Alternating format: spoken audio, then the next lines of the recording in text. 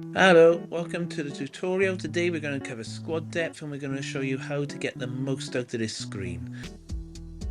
And there's lots of things here. You can do it by current ability, potential ability, role suitability, times in the season, which is quite useful, position overview.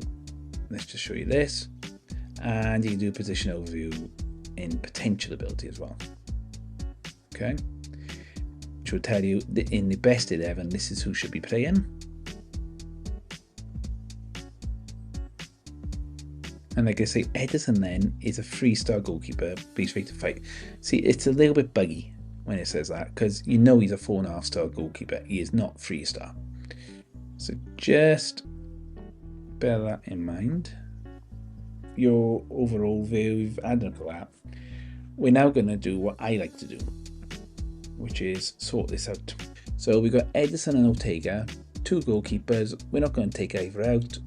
I still don't agree with the potential ability being so low, but that's what they say. Well, we know Kyle Walker is going to be the starting right back. You know John Stones could fit in at right back. And you also know that João Cancelo and Yan Couto on loan, you're not going to consider them this year. You could put Manuel Akanji, if you wanted to, at an inverted fullback as well. Up to you. But what I'm going to just show you now is a couple of tips to try and make this a bit easier, because it's saying you've got plenty of cover at right back. You haven't actually got plenty of cover. You've got different types of players. You've got one actual right back. You've got Rico Lewis, who is potentially the next level, the backup right back. And then depending on obviously how you want to play, you could put John Stones or Kanji now. So let's just show you what I would do now. I would go onto the filter and I would get out anyone on loan. Out on loan. Okay, get rid of them. What's the point? Okay, and then it turns around and says you can still play Akanji, you can still play Stones, and you can still play Lewis. We're going to leave that there for the time being. We're going to start editing a little bit though. We're going to take out Rodri from the centre right back. And I'm going to double check Ruben Diaz. He is right footed, so he's okay, he can fit there.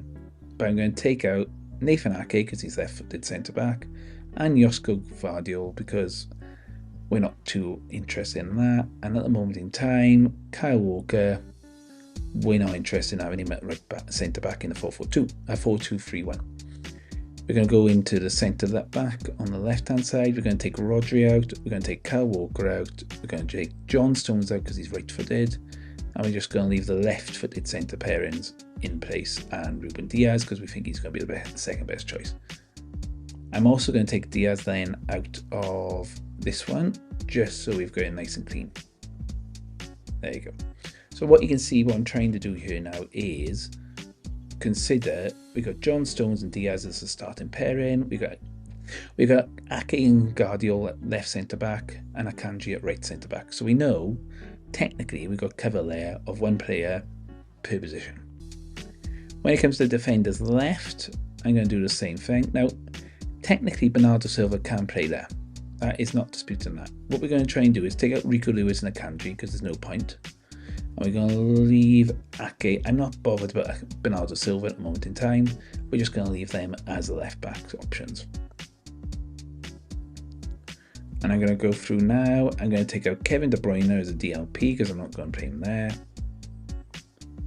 I'm not going to play Ake and I'm not going to play Akanji. Okay. And we're just going to tidy up these DMs to the same thing really. We're just going to take out the ones we don't want. We know they're there if we want to, but we're not really interested. You know what? I'm actually going to take Stones out. I'm going to leave him in now for this bit of the video. Okay, so wingers. Okay, so we do know we could play Kevin De Bruyne there, but I think we're going to play him through the middle, or as Mazzara, so we're going to keep him out.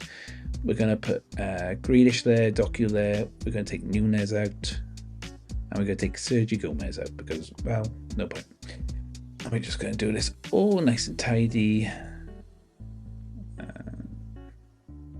There you go, because basically it's telling you got great squad depth, you got great players, but actually it's sort of a lie because you haven't. And the same but here. Take out De Bruyne.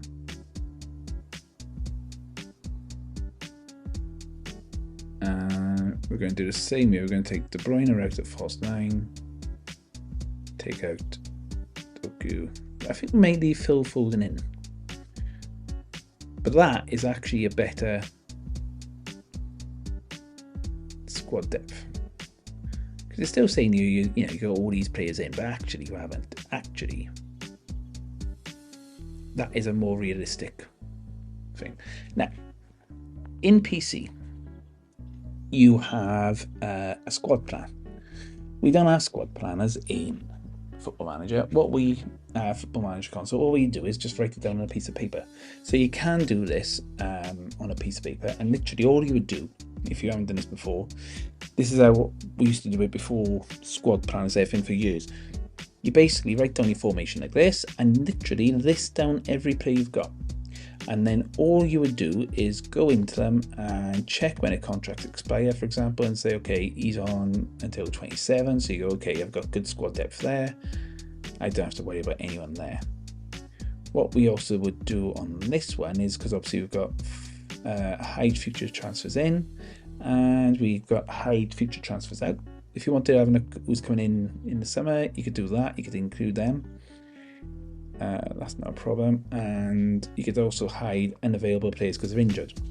So if we did that, for example, Kevin De Bruyne, who's out injured, is saying, look, we've only got Silva, Foden and Alvarez really. And we've only got Foden there, and we've got Foden there. So, we're a bit short-staffed there. And if we do expiring contracts, not many of them in City have got expiring contracts, but if they did, they would also come out by year, and you could see, okay, very good for the league management, because you'd be able to say, okay, how many players have got expiring, who are they, how good are they, and how much depth have we got. Now, like I said, this is Squad Stars. It's just a guide. When you start learning about players, you will start picking this type of stuff up.